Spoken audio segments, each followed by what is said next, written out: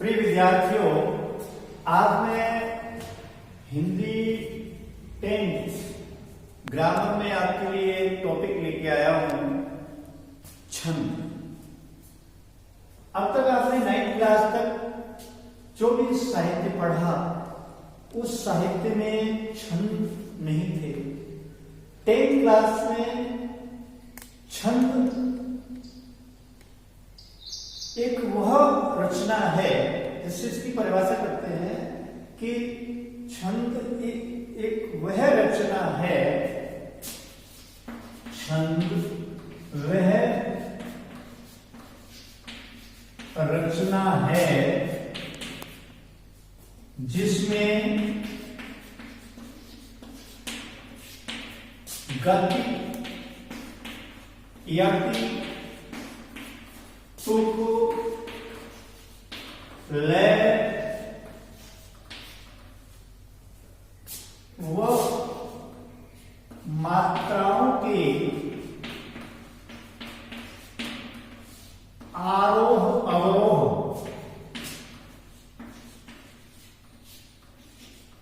आरोह अवरोह पर विशेष ध्यान दिया जाता है, विशेष ध्यान दिया जाता है।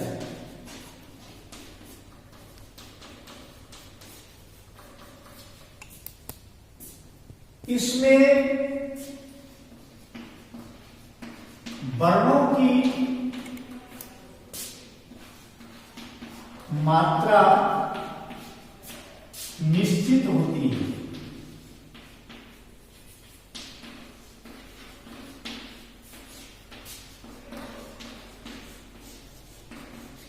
वैसे अगर देखा जाए तो गद्य रचना में तो वर्णों में कोई निश्चितीकरण नहीं है, लेकिन छंद में वर्णों की संख्या निश्चित होती है। न कम कर सकते हैं, न अधिक रख सकते हैं।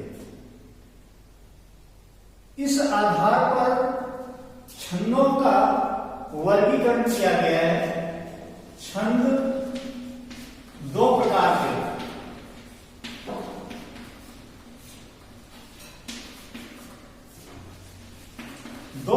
होते हैं। नंबर 1 वर्णिक छंद,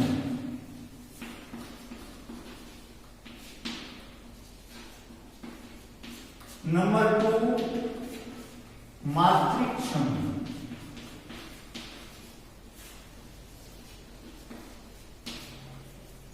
वर्णिक छंद क्या होते हैं?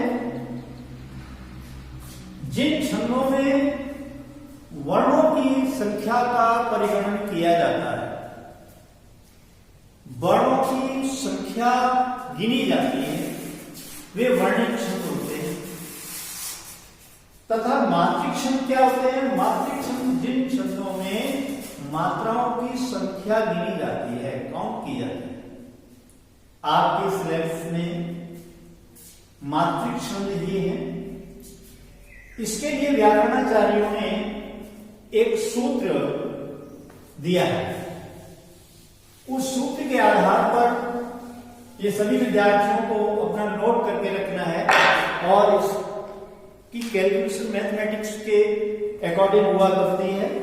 जो बच्चे इसको समझ लेंगे वो till their life can't forget this topic. सूत्र है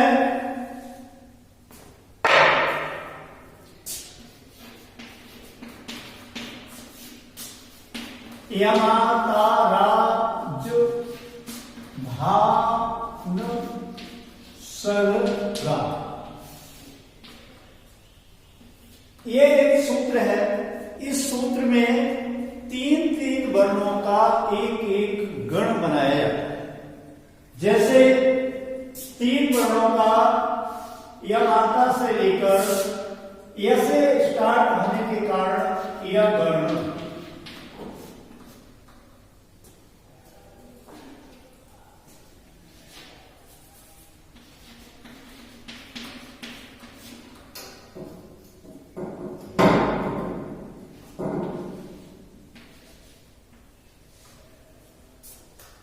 इसके बाद नंबर आता है मां से लेके 3 वर्ण, मा ता रा।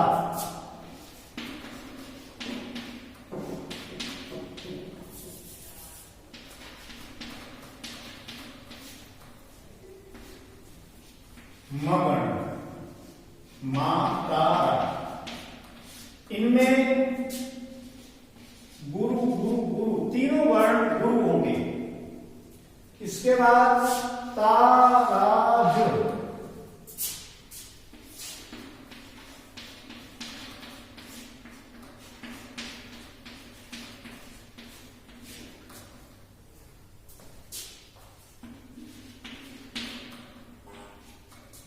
गुरु गुरु लघु। चौथा गण बनेगा राजभा, रगड़।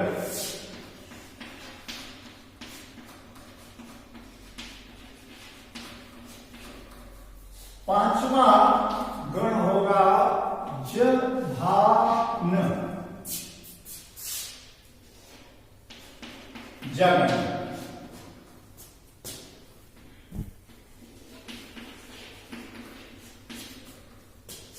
छठा गण बनेगा भानस,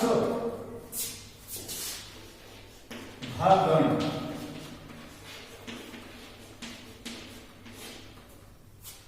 सातवां गण बनेगा नसल, सगण।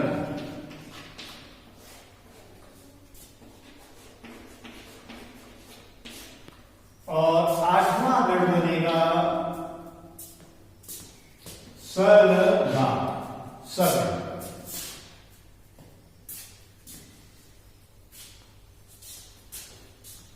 सलगा यगण, मगण, तगण, रगण, जगण, भगण, नसल, नगण बनेगा नसल।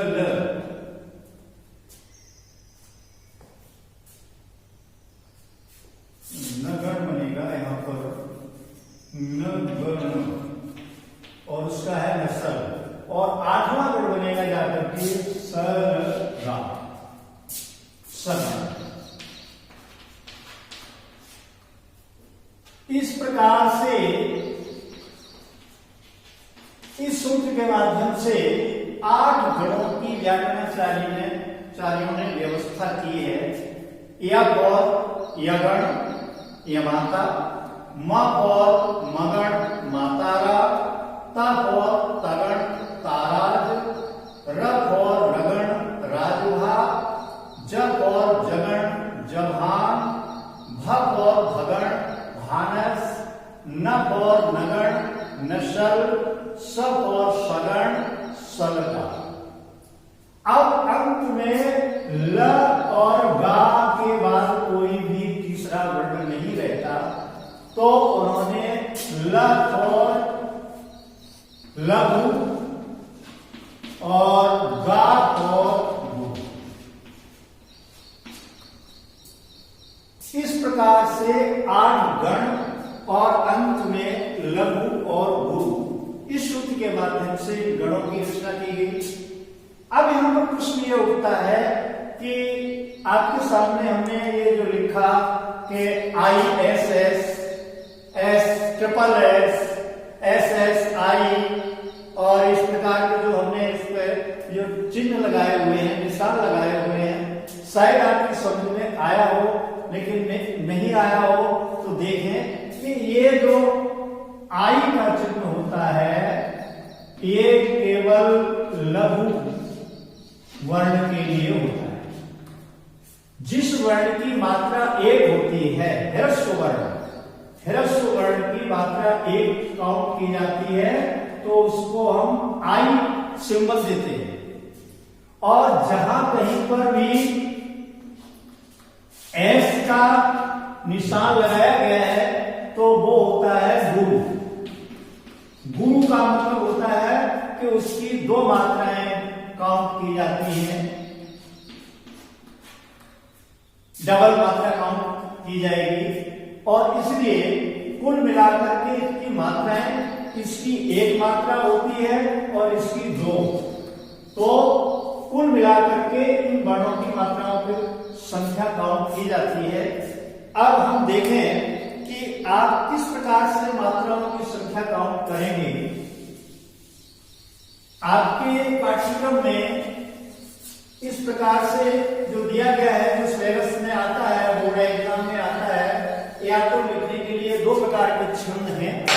जैसे एक है आपका दोहा छंद और दूसरा है चौपाई छंद।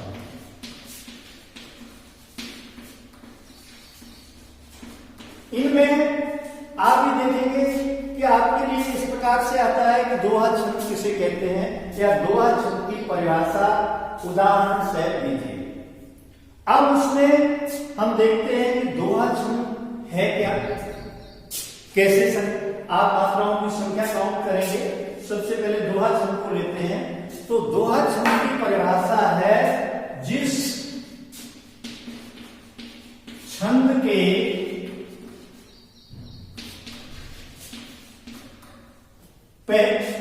सम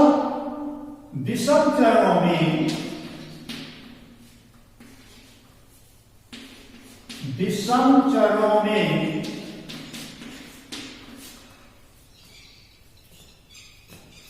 तेरह मात्राएं तथा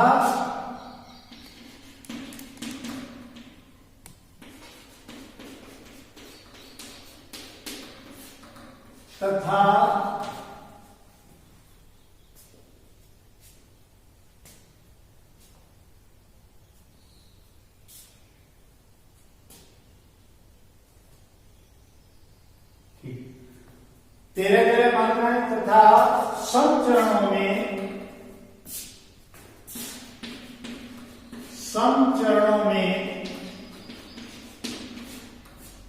11 मात्राएं हों,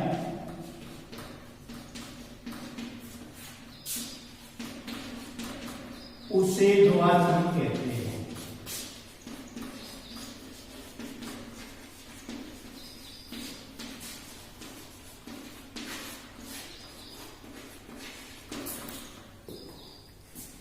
आपने उस परिभाषा को पढ़ा कि दोहा छंद किसे कहते हैं। तो परिभाषा ये हुई कि जिस छंद के विषम चरणों में 13 मात्राएं तथा सम चरणों में 11 मात्राएं हो, उसे दोहा छंद कहते हैं। अब इसकी गणना कैसे करेंगे, कैसे अप्लाई करेंगे, उस पर आप कोई सा भी एक दोहा ले लीजिएगा। जैसे कि दोहा और चौपाई छंद की रचनाएं जो है अवधी भाषा में तुलसीदास जी ने अपने काव्य में की, जैसे उन्होंने भी की है और भी कवियों ने की है। एक छंद, एक दोहा हम आपके सामने लिखते हैं, उस पर आप उसको अप्लाई करके देखेंगे। इसकी कैलकुलेशन बिल्कुल मैथमेटिक्स के अकॉर्डिंग होती है। अगर आप कहीं भी मात्रा में चूक गए तो वहीं पर गलती हो जाएगी और वो काउंट नहीं होगी, आपका सवाल गलत हो जाएगा। 2 या 4 नंबर का जो भी आता है गलत हो जाएगा। जैसे मैं लिख रहा हूं एक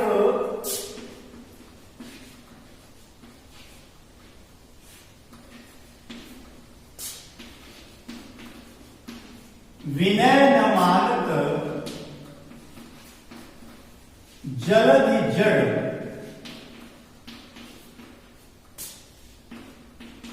गए 3 दिन भी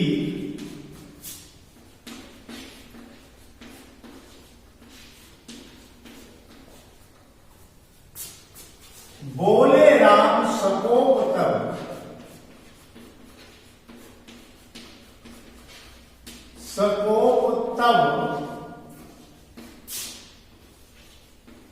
भय बिनु